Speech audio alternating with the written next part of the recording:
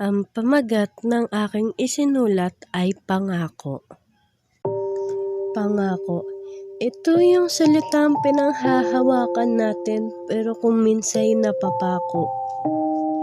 Ito din yung salitang kahit sarap pakinggan sa una, ngunit sa huli masakit sa ating pakiramdam.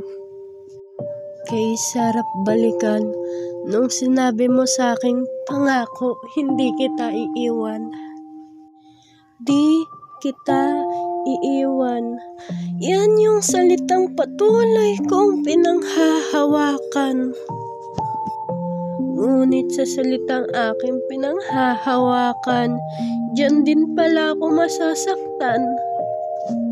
Kasabay ng pangako mong naglaho, ang wala na ring tayo. Naisip ko din na wag umasa sa mga salitang hindi mo naman kayang panghawakan. Kasabay ng hindi mo paghawak sa pangako mo.